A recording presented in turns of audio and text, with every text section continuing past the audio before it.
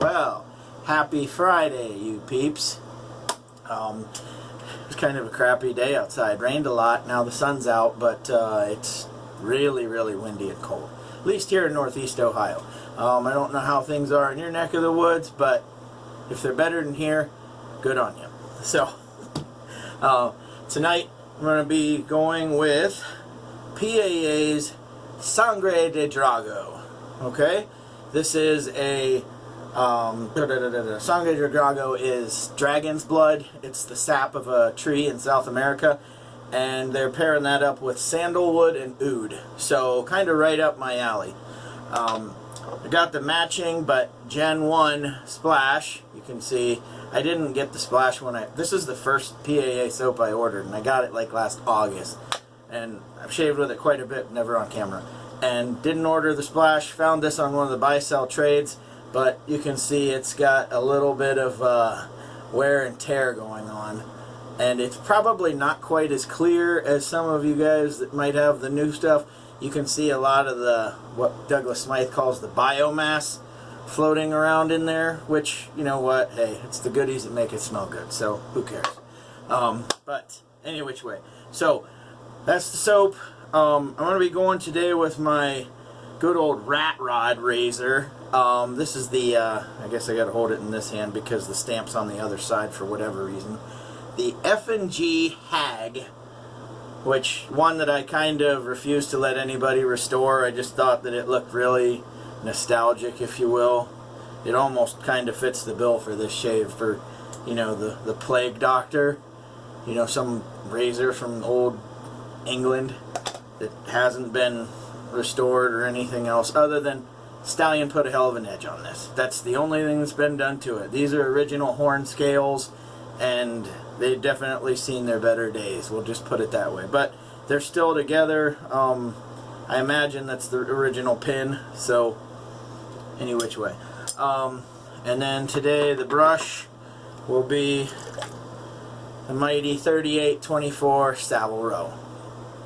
So, with that being said, it's going to be face lather day, so bear with me as I try and not take too long to do this. But at the same time, I'm going to use some of this bloom water to wipe down as a pre-shave. So, and this is a very dark, powdery scent. I don't know. I just always pictured it being like some Sweeney Todd type barbershop type thing, where, you know, you got your normal barber shops that smell, you know, citrusy, if you will, and then this one just smells real dark, mysterious, powdery. So any which way, now it's time to load it like we hate it. And this CK6 formula is real thick and pasty, so it's going to take a good minute to apply the, or I mean, get this dialed in. I mean, as you can see, all of that, we'll let the brush work it in and do its magic, but I'm going to get all the excess off of the tub.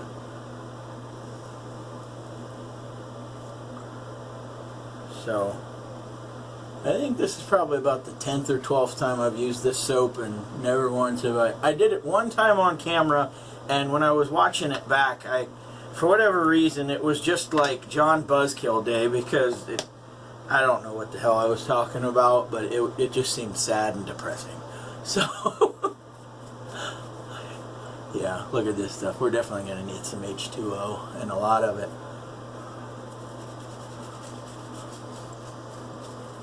Yeah, definitely need some Wawa.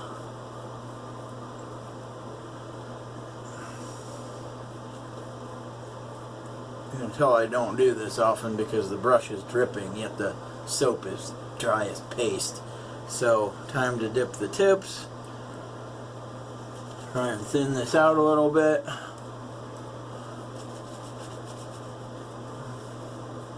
You know what? Maybe to save some time, maybe this will help. Try and paint it on that way. There we go. Now we're shitting in the high grass. or cooking with peanut oil, whatever phrase you want to fall in love with. Yeah, this stuff is just, it's very slick, but thicker than snot too, so, well, okay, never mind. Thick stuff. But I'd say we're just about good. Just give this a little bit more loving just to make sure that we thin it out everywhere. Damn, got some of that on my shirt. Oh well. So, for those of you who were watching the NFL draft last night, are you happy with your team's picks? I'm talking to any one of the 31 teams but Pittsburgh, because like I said, you guys can pound salt.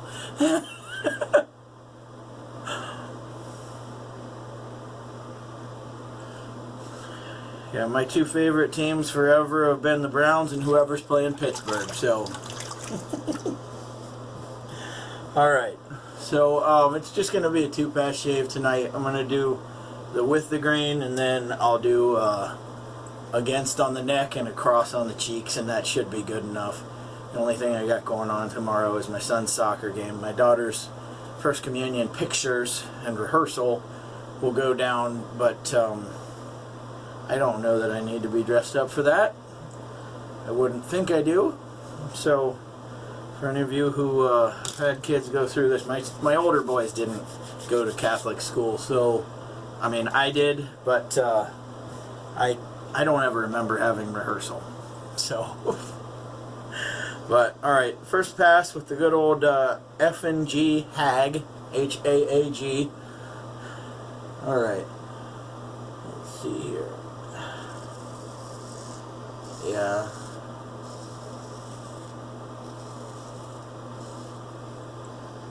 Nice residual slickness, and we don't have to worry about any bloopage just yet.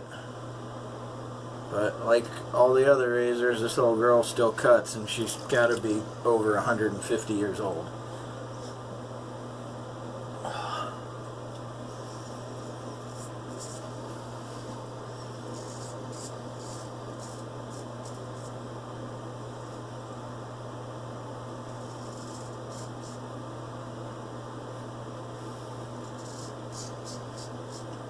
Damn, right under my nose won't quit itching. Huh.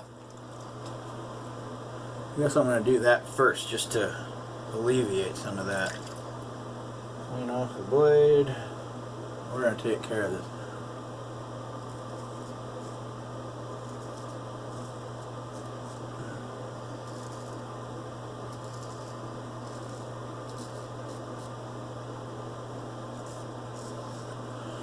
Okay, there we go.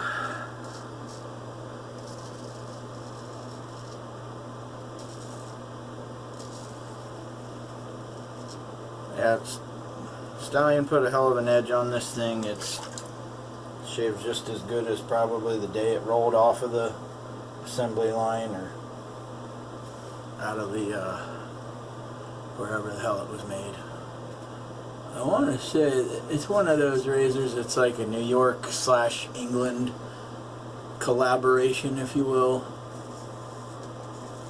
I think I looked up that company was stamped things for New York, but yet they were made in England, I believe is how it went down.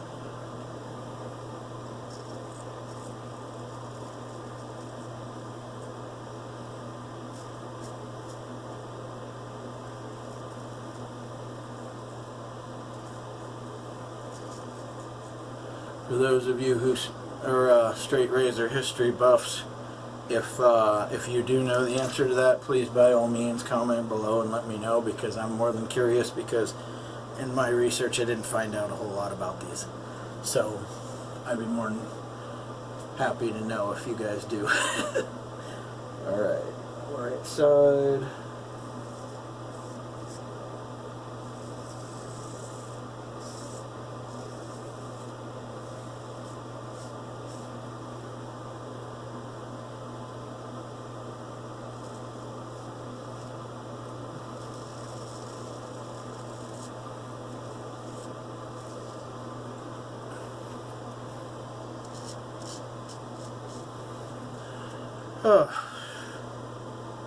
So it was a pretty quiet day, just Grant and I hanging out at the house. He has been cutting some molars and whatever. He's only got his 2 front teeth on the bottom, and then his molars are coming in, and it looks like they're working their way from back to front.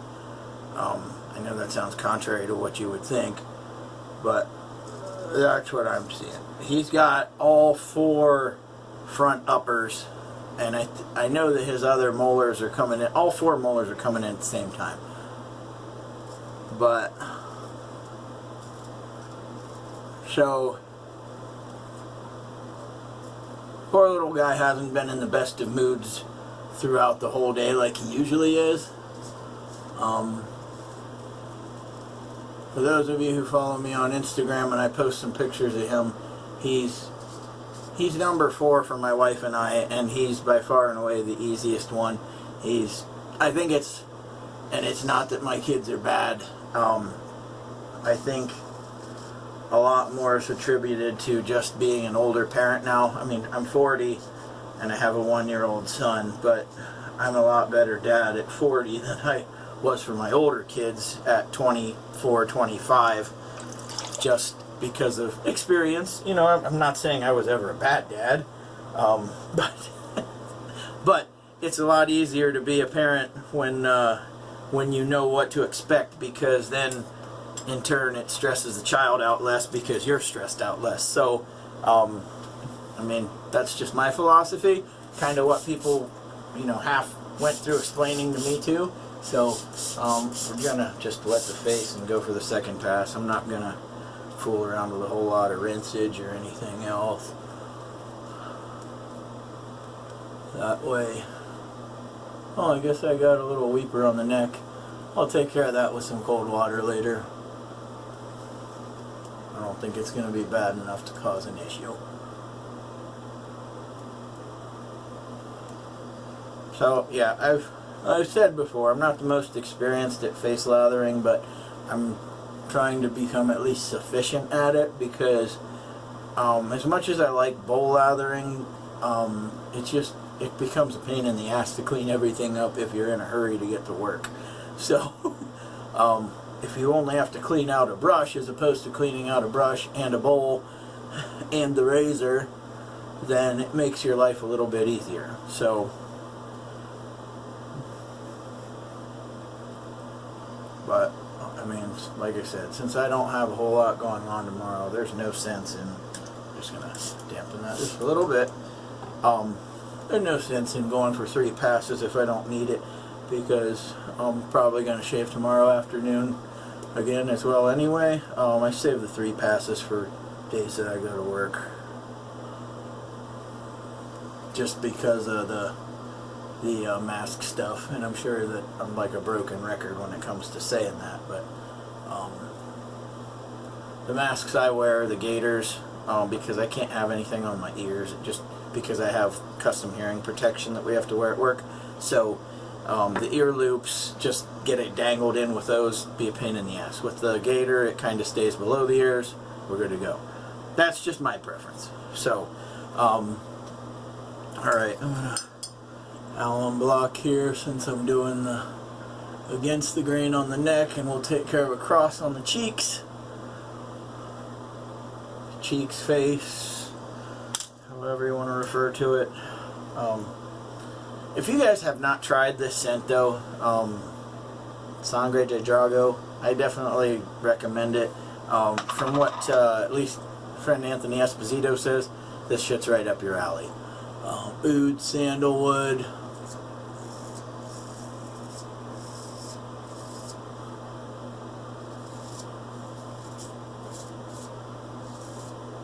if it had a specific type of holiday or story attached to it, I would think that this is a Southern witchcraft scent. It just, because of how dark and mysterious it is, and that kind of goes right along with their themes. Not to discredit PAA in any way, it just, PAA, in my opinion, is more of a bright, fun scent, or, you know, fun type of scents, if you will. I mean, I know they do have their fougères and their other stuff, but and they do a lot of retro what do you call it, vintage duplicates, which I happened to order one today, Hotel Cecil.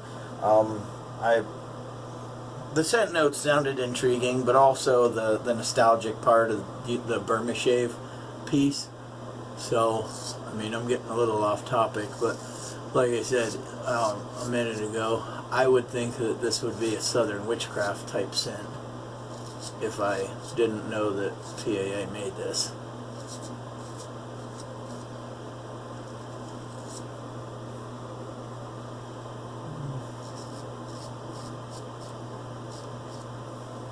I may have to get that one spot with my DE. This is a touchy spot when you're not doing 3 passes right in here, where it just crazy prickly, if you will. So we'll see. I mean, if it doesn't annoy me that bad, we'll just roll with it. So on to the cheekies. Damn. When those earlobes get just a little bit of soap on them, and I'm not really trying to do the earlobe so much as just my fingers here, it makes you, slicker than whale shit on an iceberg, and you need to be able to keep not only your earlobe out of the way, but be able to kind of stretch back here.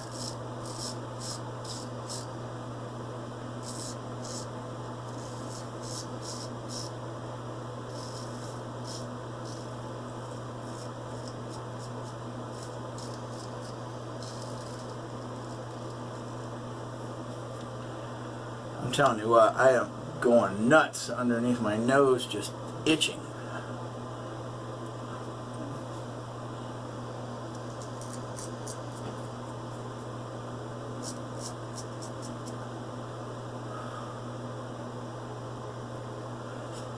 Good God. Allergies have been absolutely atrocious this year, and it probably has a lot to do with all of this, the itching and everything. So, and damn, my other earlobe's just as bad as the first. Hopefully that helps it. There we go.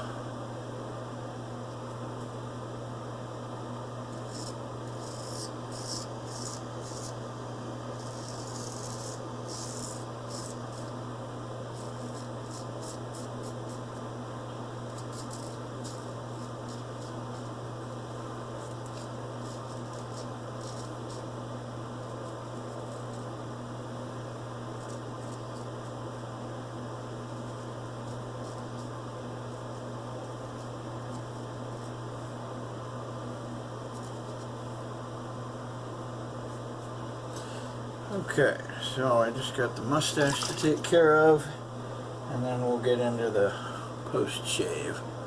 Oh shoot, that is slippery there.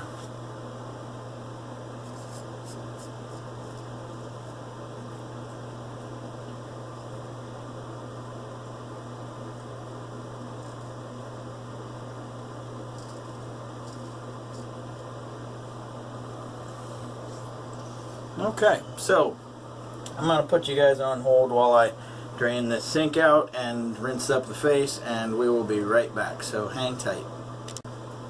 Okay, so we are back.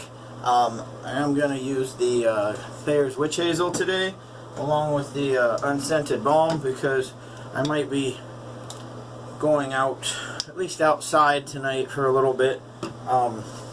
Seems like a good night. I might have a cold beer out on the porch.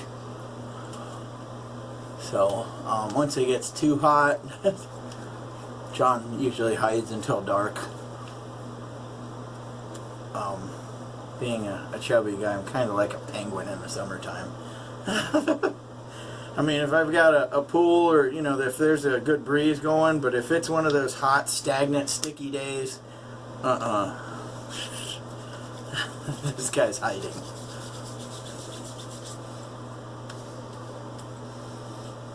Alright, so now I just picked up this this PAA aftershave like a week or two ago, and I kind of splashed it on my skin without shaving with it, so if it's anything like PAA's other aftershaves, it's going to be no joke, like real rich in alcohol, and freshly shaven skin definitely screams, but we'll get through it because I'm an adult. Or at least I try and pretend I am. Oh yeah.